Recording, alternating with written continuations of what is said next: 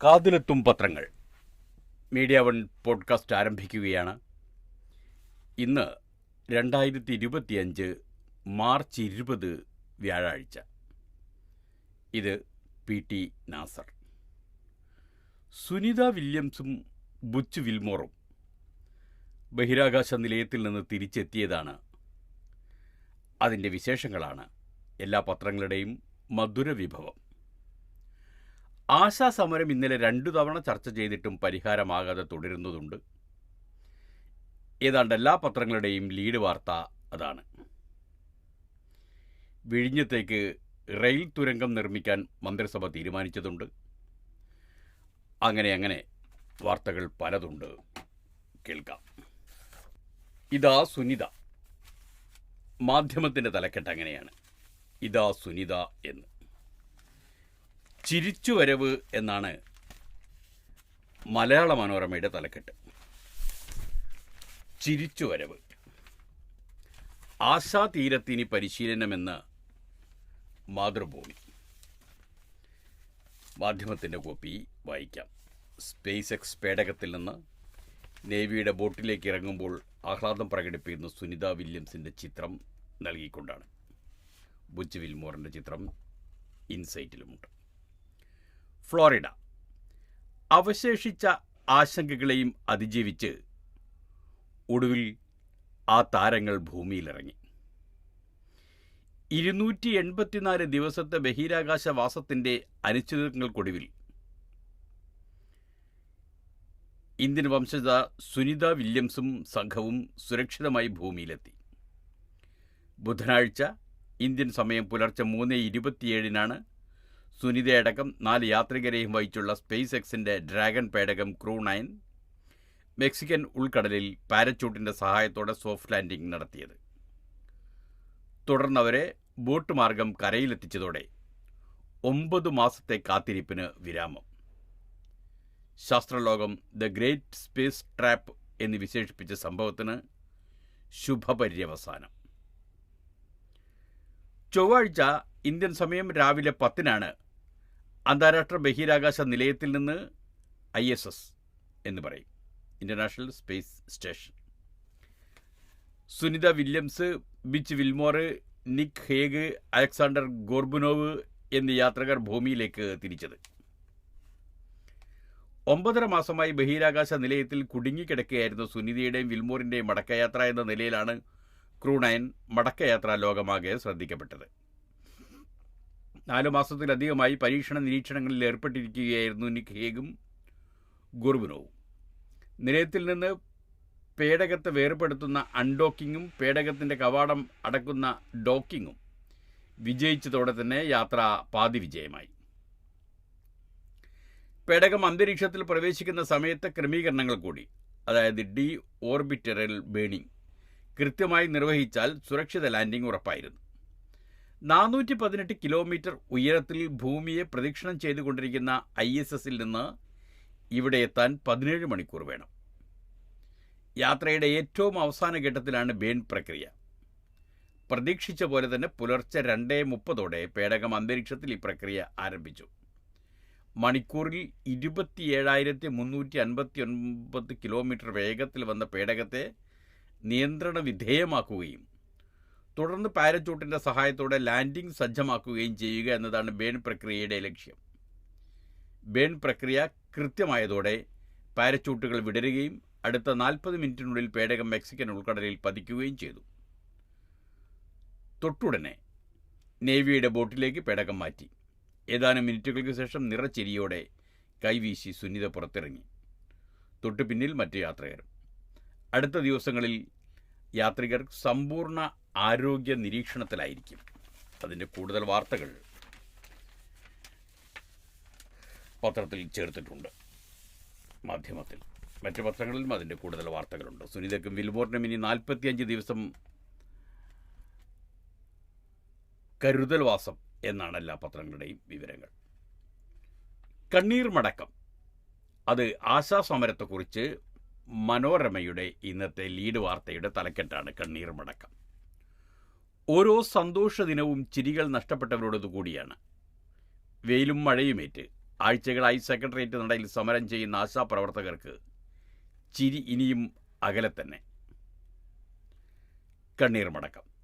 മന്ത്രി വീണ ജോർജുമായുള്ള ചർച്ച പരാജയം. സന്തോഷ ദിനത്തിൽ ആശാവർക്കർമാർ നിരാഹാര സമരത്തിലേക്ക്. കേന്ദ്ര ആരോഗ്യമന്ത്രിയെ കാണാൻ വീണ ജോർജ് ഇന്ന് ഡൽഹിക്ക്. തിരുവനന്തപുരം.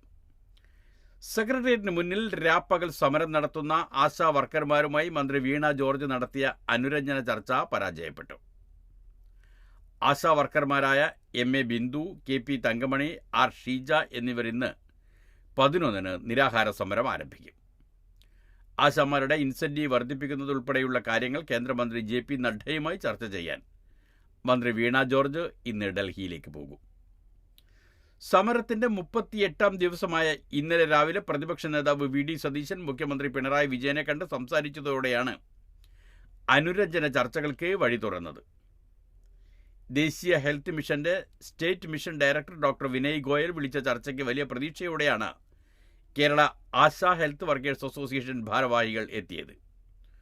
ഓണറേറിയം 21,000 രൂപയാക്കണമെന്നും വിരമിക്കൽ ആനുകൂല്യമായി 5 ലക്ഷം രൂപ അനുവദിക്കണമെന്നും ആശാമാരുടെ പ്രതിനിധികൾ ആവശ്യപ്പെട്ടെങ്കിലും സർക്കാരിൻ്റെ സാമ്പത്തിക ഞെരുക്കം ആശാമാർ ഉൾക്കൊള്ളണമെന്നാണ് ഡോക്ടർ വിനയ് ഗോയൽ മറുപടി നൽകിയത്. 1 മണിക്കൂറിലേറെ നീണ്ട ചർച്ച ധാരണ പോലും ആവാതെ പിരിയുകയായിരുന്നു. അസോസിയേഷൻ ഭാരവാഹികൾ സെക്രട്ടേറിയറ്റിന് മുന്നിലെ സമരവേദിയിൽ എത്തിയപ്പോഴേക്കാണ് മന്ത്രി വീണ ജോർജിൻ്റെ ഓഫീസിൽ നിന്ന് വിളിയെത്തിയത്. നിയമസഭാ മന്ദിരത്തിൽ 3:30 ആരംഭിച്ച ചർച്ചയിൽ ആശമാർ തെരുവിൽ കിടക്കുന്നതിൽ തനിക്ക് വിഷമമുണ്ടെന്ന് മന്ത്രി അറിയിച്ചു.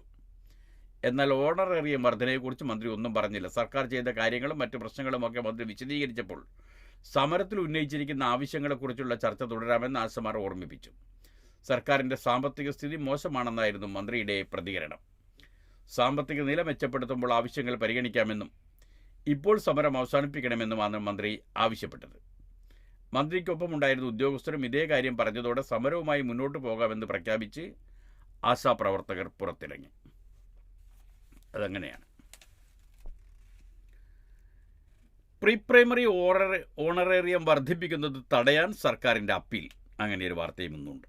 തിരുവനന്തപുരം. പ്രീ പ്രൈമറി അധ്യാപകർക്കും ആയമാർക്കുമുള്ള ഓണറേറിയം മുൻകാല പ്രാബല്യത്തോടെ വർദ്ധിപ്പിക്കണമെന്ന ഹൈക്കോടതി വിധിക്കെതിരെ സർക്കാർ അപ്പീൽ നൽകി. അധ്യാപകരുടെ വേതനം 12,500 രൂപയിൽ നിന്ന് 27,000-ആയും ആയമാരുടെ വേതനം 7,500-ൽ നിന്ന് 22,000-ആയും വർദ്ധിപ്പിക്കാനായിരുന്നു സിംഗിൾ ബെഞ്ച് വിധി. 22,500-ആയി വർദ്ധിപ്പിക്കാനായിരുന്നു സിംഗിൾ ബെഞ്ച് വിധി. വർദ്ധിച്ച വേതനം ഈ മാസം മുതൽ നൽകണമെന്നും 2012 ഓഗസ്റ്റ് മുതൽ മുൻകാല പ്രാബല്യത്തോടെ കുടിശ്ശിക 6 മാസത്തിനുള്ളിൽ നൽകണമെന്നും ഉത്തരവിൽ വ്യക്തമാക്കിയിരുന്നു. ഇതിനെതിരെ ഡിവിഷൻ ബെഞ്ചിലാണ് അപ്പീൽ നൽകിയിരിക്കുന്നത്. 2012 ഓഗസ്റ്റ് 1 മുതൽ നിയമിതരായ 2,857 അധ്യാപകർക്കും 1,951 ആയമാർക്കുമാണ് സർക്കാർ ഓണറേറിയം നൽകുന്നത്. ആ കാലയളവിന് ശേഷം സ്കൂൾ PTA വഴി നിയമിതരായ 5,000-ഓളം അധ്യാപകരും ആയമാരും ഉണ്ടെങ്കിലും അവർക്ക് PTA നൽകുന്ന തുച്ഛവേതനം മാത്രമാണ് ലഭിക്കുന്നത്. അവരും സർക്കാർ ഓണറേറിയം ആവശ്യപ്പെട്ട് കോടതിയെ സമീപിച്ചിരിക്കുകയാണ്. കാശില്ലാത്തൊരു സർക്കാരും കാശിന് നിരവധി ആവശ്യക്കാരും എന്നതാണ് സത്യത്തിൽ അവസ്ഥ.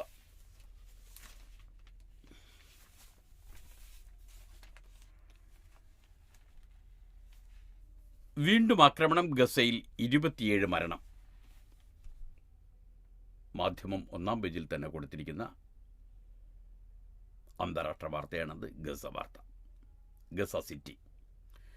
ഗസയിൽ തുടരുന്ന ഇസ്രായേൽ ആക്രമണത്തിൽ 27 പലസ്തീനികൾ കൂടി കൊല്ലപ്പെട്ടു. ചൊവ്വാഴ്ച 413 പേർ കൊല്ലപ്പെട്ടതിന് പിന്നാലെയാണ് പുതിയ ആക്രമണം. മധ്യഗസയിലെ ദൈർ അൽ ബലാഹിൽ UN ഓഫീസിന് നേരെയുണ്ടായ ആക്രമണത്തിൽ ഒരു വിദേശ ജീവനക്കാരൻ കൊല്ലപ്പെട്ടു. ഇതിനിടെ വടക്കൻ ഗസയ്ക്കും തെക്കൻ ഗസയ്ക്കും ഇടയിലെ നെറ്റ്സരി മിഡനായിൽ വീണ്ടും ഇസ്രായേൽ സൈന്യം നിയന്ത്രണം ഏറ്റെടുത്തു. തെക്ക് നിന്ന് വടക്കൻ ഗസയിലേക്കും തിരിച്ചുമുള്ള സഞ്ചാരം തടസ്സപ്പെട്ടതോടെ ഫലത്തിൽ ഗസ വീണ്ടും 2 ഭാഗമായി വേർപെട്ടു. വെടിനിർത്തൽ കരാറിൻ്റെ ഭാഗമായി കഴിഞ്ഞ മാസമാണ് ഇസ്രായേൽ സൈന്യം ഇവിടെ നിന്ന് പിന്മാറിയത്.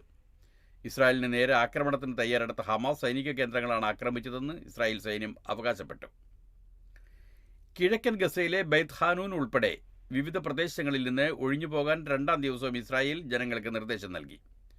ആശുപത്രികളിൽ മരുന്നുകളും മറ്റു ഉപകരണങ്ങളും കുറവുള്ളതിനാൽ കടുത്ത പ്രതിസന്ധിയാണ് നേരിടുന്നത്. ഗസയിലേക്ക് സഹായം എത്തുന്നത് 18 ദിവസമായി ഇസ്രായേൽ തടഞ്ഞതാണ് സ്ഥിതി രൂക്ഷമാക്കുന്നത്. ഹമാസിനെ തകർക്കുകയും ഗസയുടെ ഭാവിയിൽ അവർക്ക് പങ്കില്ലെന്ന് ഉറപ്പാക്കുകയും ചെയ്യുക എന്ന ലക്ഷ്യം കൈവരിക്കുന്നതുവരെ ആക്രമണം തുടരുമെന്നാണ് ഇസ്രായേൽ പ്രധാനമന്ത്രി ബെന്യാമിൻ നെതന്യാഹു പ്രഖ്യാപിച്ചിരിക്കുന്നത്.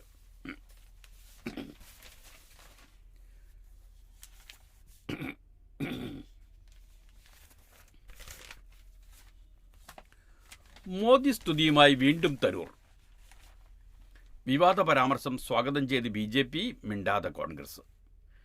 റഷ്യ യുക്രൈൻ വിഷയത്തിൽ കേന്ദ്ര നിലപാട് ശരിയാണെന്നും തന്റെ മുൻ നിലപാടിൽ ജാള്യതയുണ്ടെന്നും തരൂർ പറയുന്നു. ന്യൂഡൽഹി. റഷ്യ യുക്രൈൻ വിഷയത്തിൽ പ്രധാനമന്ത്രി നരേന്ദ്രമോദി സ്വീകരിച്ച നിലപാടിനെ പുകഴ്ത്തി ശശി തരൂർ MP-യുടെ പരാമർശം BJP കോൺഗ്രസിനെതിരെ രാഷ്ട്രീയ ആയുധമാക്കി. തരൂർ പറഞ്ഞതിന് സ്വാഗതം ചെയ്ത് BJP നേതാക്കൾ രംഗത്തെത്തി. അതേസമയം മോദി പ്രശംസ വിവാദമായിട്ടും നിലപാടിൽ ഉറച്ചു നിന്നുകൊണ്ടായിരുന്നു തരൂരിന്റെ പ്രതികരണം. താൻ സംസാരിച്ചത് ഭാരതീയൻ എന്ന നിലയിലാണെന്നും രാഷ്ട്രീയം കാണേണ്ടതില്ലെന്നും രാവിലെ പറഞ്ഞ തരൂർ വൈകിട്ട് നിലപാട് മയപ്പെടുത്തി. പുതിയ വിവാദം എന്തിനാണെന്ന് മനസ്സിലാകുന്നില്ലെന്നും താൻ പറഞ്ഞ വിഷയത്തിൽ BJPയുമായി അഭിപ്രായ വ്യത്യാസമില്ലെന്ന് രാഹുൽ ഗാന്ധി തന്നെ 2023 പറഞ്ഞിട്ടുണ്ടെന്നും തരൂർ വ്യക്തമാക്കി. പരസ്യമായി അല്ലാതെ ഇനിയൊന്നും പറയാനില്ലെന്നും പരസ്യമായും അല്ലാതെയും ഇനിയൊന്നും പറയാനില്ലെന്നും തരൂർ പ്രതികരിച്ചു. കഴിഞ്ഞ ദിവസം റൈസീന ഡയലോഗ് സമ്മേളനത്തിൽ പങ്കെടുത്ത് സംസാരിക്കുമ്പോഴായിരുന്നു മോദിയുടെ നിലപാടിനെ തരൂർ പ്രശംസിച്ചത്. താൻ സർക്കാർ പക്ഷത്തല്ലെന്നും പ്രതിപക്ഷത്താണെന്നും സദസ്സിനെ ഓർമ്മിപ്പിച്ചുകൊണ്ടായിരുന്നു മോദിയുടെ നിലപാടിനെ പ്രശംസിച്ചത്.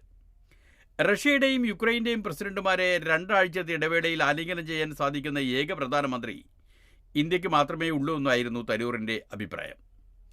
യുക്രൈനെതിരായ റഷ്യയുടെ യുദ്ധത്തിൽ കേന്ദ്ര സർക്കാർ മൗനം പാലിച്ചതിനെ താൻ വിമർശിച്ചിരുന്നുവെന്നും എന്നാൽ ഇപ്പോൾ കേന്ദ്രത്തിൻ്റെ നിലപാട് വിജയിച്ചുവെന്നാണ് കരുതുന്നതെന്നും മുൻ നിലപാടിൽ ജാള്യമുണ്ടെന്നും തരൂർ പറഞ്ഞു. കേട്ടില്ലെന്ന് സുധാകരനും സതീശനും. വിഷയത്തിൽ കാര്യമായ പ്രതികരണത്തിന് കോൺഗ്രസ് നേതാക്കൾ തയ്യാറായില്ല. തരൂർ പറഞ്ഞത് കേട്ടിട്ടില്ലെന്നും അത്തരം പരാമർശമുണ്ടായെങ്കിൽ പാർട്ടി തീരുമാനമെടുക്കുമെന്നായിരുന്നു KPCC പ്രസിഡന്റ് K. സുധാകരൻ്റെ പ്രതികരണം. പ്രതിപക്ഷ നേതാവ് VD സതീശനും പ്രതികരിച്ചില്ല. തരൂർ പറഞ്ഞ കാര്യം തന്റെ ശ്രദ്ധയിൽപ്പെട്ടിട്ടില്ലെന്നും അതിനാൽ പ്രതികരിക്കുന്നില്ലെന്നും അദ്ദേഹം പറഞ്ഞു. മോദിക്ക് ആരാധകർ കൂടുന്നുവെന്നാണ് BJP പറഞ്ഞത്. തരൂരിന് നയതന്ത്ര കാര്യങ്ങളിൽ ബോധ്യമുണ്ടെന്നും UN-ൽ പ്രവർത്തിച്ചയാളാണെന്നും BJP MP സംബിത് പത്ര പറഞ്ഞു. മോദിയെ മുൻപ് വെറുത്തിരുന്നവർ ഇപ്പോൾ അദ്ദേഹത്തിന്റെ ആരാധകരാകുകയാണെന്നും പുതിയ ശത്രുക്കളെ കോൺഗ്രസ് കണ്ടെത്തേണ്ടി വരുമെന്നും BJP IT സെൽ മേധാവി അമിത് മാളവിയ പറഞ്ഞു.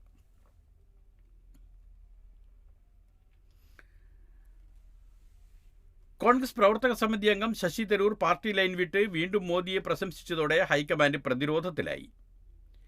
പാർട്ടി അധ്യക്ഷൻ മല്ലികാർജ്ജുന ഖാർഗെയും ലോക്സഭയിലെ പ്രതിപക്ഷ നേതാവ് രാഹുൽ ഗാന്ധിയും പങ്കെടുത്ത കേരള നേതാക്കളുടെ യോഗത്തിലെ തീരുമാനപ്രകാരം തരൂരിനെതിരെ നടപടിയെടുക്കുകയാണ് അടുത്ത ഘട്ടം.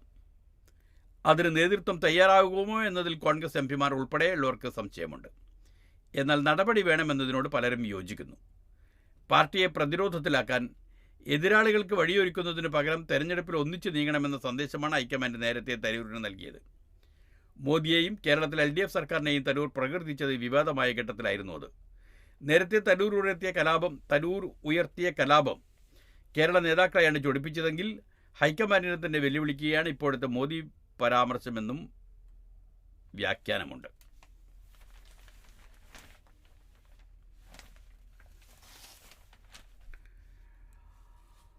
അതിനിടയിൽ മെയ് 20 രാജ്യവ്യാപക പണിമുടക്ക് വരുന്നുണ്ട്. മെയ് 20 ഇന്നിപ്പോൾ മാർച്ച് 20. ഒരു മാസം കഴിഞ്ഞ് 2ാമത്തെ മാസത്തിൽ ന്യൂഡൽഹി. തൊഴിൽ കോഡുകൾ പിൻവലിക്കുകയെന്നതടക്കമുള്ള ആവശ്യങ്ങൾ ഉന്നയിച്ച് മെയ് 20 ദേശീയ പണിമുടക്ക് നടത്തുമെന്ന് രാജ്യത്തെ പ്രമുഖ തൊഴിലാളി സംഘടനകളുടെ ഏകോപന സമിതി അറിയിച്ചു. പണിമുടക്കിന് പ്രചാരണം നൽകാൻ ഏപ്രിൽ പകുതി വരെ പരിപാടികൾ നടത്തും. INTUC, AITUC, HMS, CITU, AITUC, TUCC, EFWA, AICCTU, LPF, UTUC എന്നിവയടക്കമുള്ള സംഘടനകളുടെ ഏകോപന സമിതിയാണ് പണിമുടക്കിന് നേതൃത്വം നൽകുന്നത്. എങ്ങനെയാണ് എൽസ്റ്റൺ എസ്റ്റേറ്റിൻ്റെ 64.4 ഹെക്ടർ 26.56 കോടി നൽകി ഏറ്റെടുക്കും. 64 ഹെക്ടർ ഭൂമി 26 കോടി രൂപ നൽകി ഏറ്റെടുക്കും.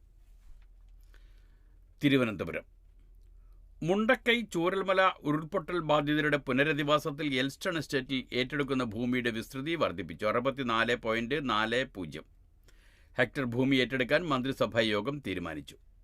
നേരത്തെ 2 ടൗൺഷിപ്പുകൾ നിർമ്മിക്കാൻ ജനുവരി ആദ്യവാരം മന്ത്രിസഭാ യോഗം തീരുമാനിച്ചപ്പോൾ എൽസ്റ്റണിലെ 48.96 ഹെക്ടർ ഏറ്റെടുക്കാനായിരുന്നു തീരുമാനം.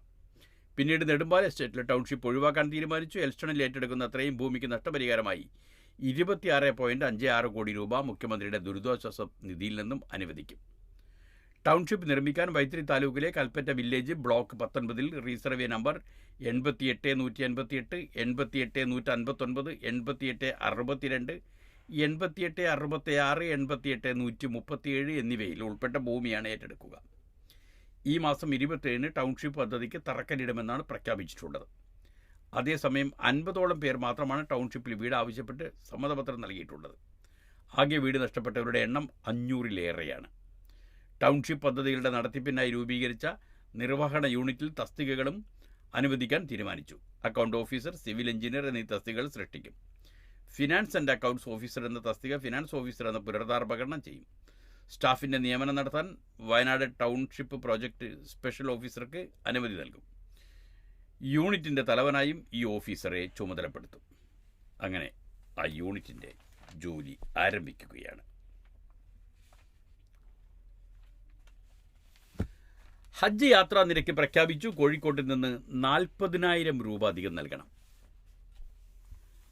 മലയാള മനോരമയിലെ വാർത്തയാണ്. വിമാന ടിക്കറ്റ് കോഴിക്കോട് നിന്ന് 1,55,828 രൂപ, കൊച്ചിയിൽ നിന്നാണെങ്കിൽ 93,231 രൂപ, കണ്ണൂരിൽ നിന്നാണെങ്കിൽ 94,248 രൂപ.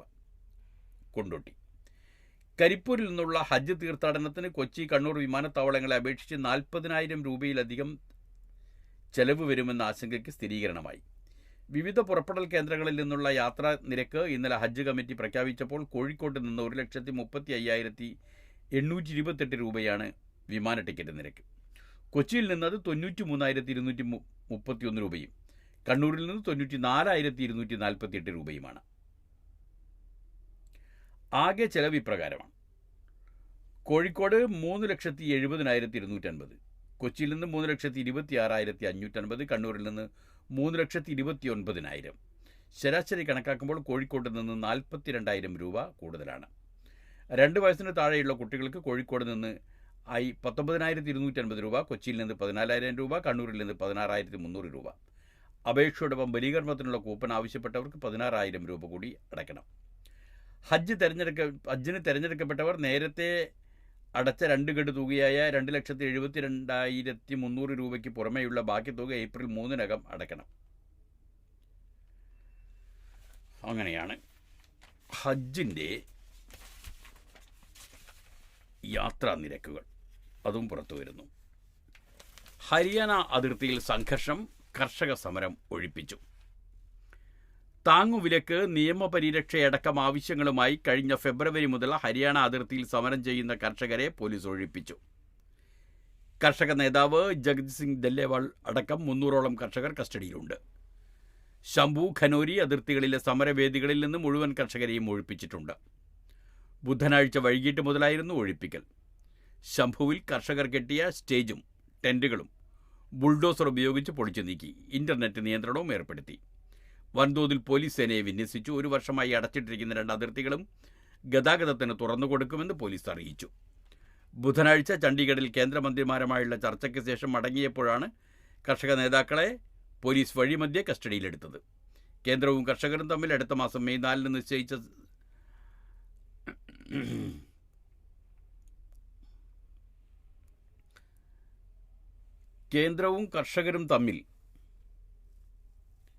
അടുത്ത യോഗം മെയ് 4-ന് നിശ്ചയിച്ചതോടെ സമരം നീളുമെന്ന് ഉറപ്പായപ്പോഴാണ് പോലീസ് നടപടി.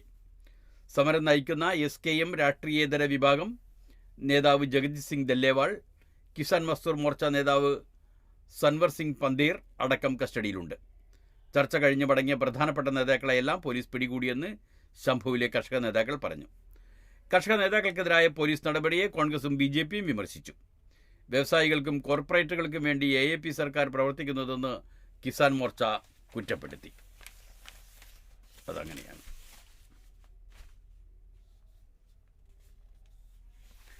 ആവേശത്തിൽ ജുലാസന.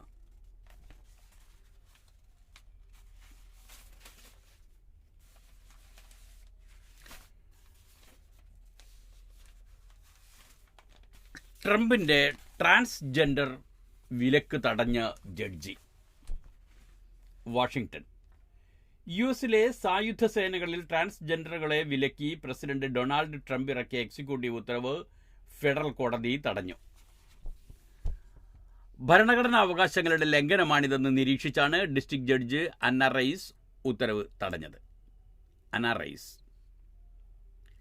സർക്കാരിന് അപ്പീൽ നൽകാൻ 3 ദിവസത്തെ സമയമുണ്ട്. ജനുവരി 27-നാണ് ട്രംപ് എക്സിക്യൂട്ടീവ് ഉത്തരവിൽ ഒപ്പിട്ടത്.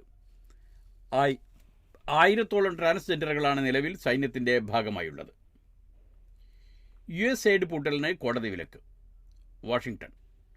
വിദേശ രാജ്യങ്ങൾക്ക് സഹായധനം നൽകുന്നതിനുള്ള US ഏജൻസിയായ USAID, US agency for international ഡെവലപ്മെൻറ്റിന് പൂട്ടാനുള്ള കാര്യക്ഷമതാ വകുപ്പ്, അതായത് ഡോജ്, അതായത് നമ്മുടെ മസ്കിൻ്റെ വകുപ്പ്, കാര്യക്ഷമതാ വകുപ്പിൻ്റെ തലവൻ ഇലോൺ മസ്കിൻ്റെ നടപടിക്ക് ഫെഡറൽ കോടതിയുടെ വിലക്ക്. USAID പൂട്ടാനുള്ള ശ്രമം ഭരണഘടനാ ലംഘനമായേക്കുമെന്ന് മേരിലൻഡിലെ ഡിസ്ട്രിക്ട് ജഡ്ജ് തിയോഡർ ചുവാങ് പറഞ്ഞു. ജീവനക്കാർക്ക് USAIDൻ്റെ കമ്പ്യൂട്ടറുകൾ ഉപയോഗിക്കാനുള്ള അനുമതി പുനഃസ്ഥാപിക്കാനും നിർദ്ദേശിച്ചു.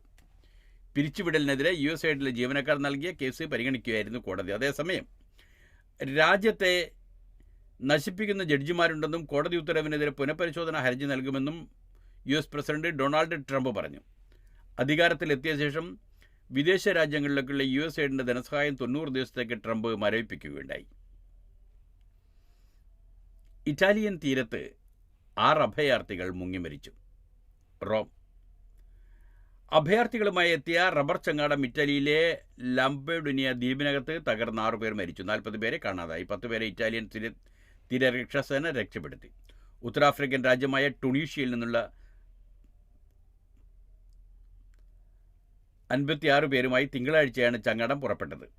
ലാംപെഡൂസിയയ്ക്ക് പടിഞ്ഞാറ് ലാംപോയിനിലെ പാറയിൽ തട്ടി ചങ്ങാടത്തിൻ്റെ കാറ്റ് പോയതാണ് അപകടത്തിനിടയാക്കിയതെന്നാണ് റിപ്പോർട്ട്.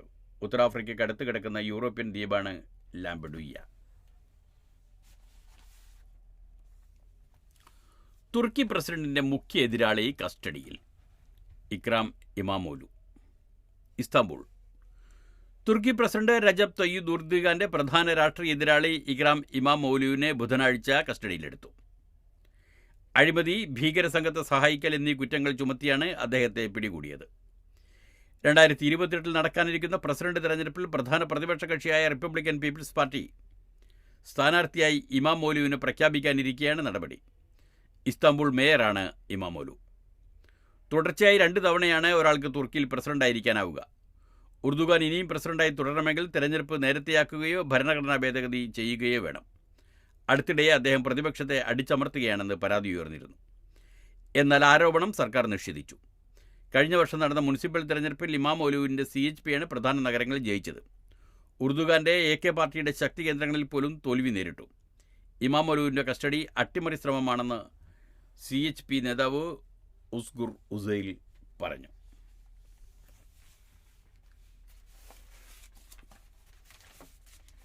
അങ്ങനെയാണ് അതിൻ്റേതായ കാര്യങ്ങൾ നടക്കുന്നത്. ഇതിനിടയിൽ സെലൻസ്കിയെ ഫോണിൽ വിളിച്ച് ട്രംപ്. സംഭാഷണം പുതിനുമായുള്ള ചർച്ചയ്ക്ക് പിന്നാലെ. സെലൻസ്കിയെ ഫോണിൽ വിളിച്ച് ട്രംപ്. കീവ്. 30 ദിന അടിയന്തര വെടിനിർത്തൽ നിർദ്ദേശം റഷ്യൻ പ്രസിഡന്റ് വ്ളാഡിമിർ പുതിൻ നിരാകരിച്ചതിന് പിന്നാലെ US president Donald Trump Ukraine president Vladimir സെലൻസ്കിയുമായി ഫോണിൽ ചർച്ച നടത്തി. ബുധനാഴ്ച നടത്തിയ ചർച്ച വളരെ നന്നായിരുന്നുവെന്ന് ട്രംപ് പറഞ്ഞു.